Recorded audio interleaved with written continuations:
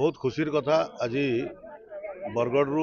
पवित्र तीर्थक्षेत्र त्रिसंगम प्रयागराज को कुंभ मेला आज बरगढ़ तीर्थयात्री मान नहीं आज बस सेवा आरंभ कर तीन टा पर्यायर जीवा आज प्रथम पर्यायर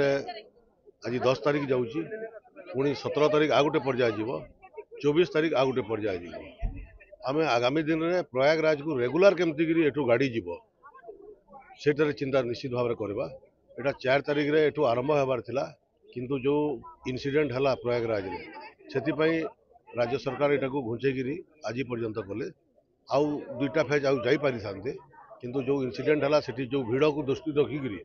आम सेटा को बातिल करिकिरी ये तीनटा पर्यायर आज आरंभ होईछि आ बहुत खुशी कथा आज सबू यात्री माने बहुत खुशी रे अछंती आ एटा तो आरंभ मात्र आगामी दिन में प्रयागराज रेगुलर जमती गाड़ी जीव तार लगी आम प्रयास जारी रखा।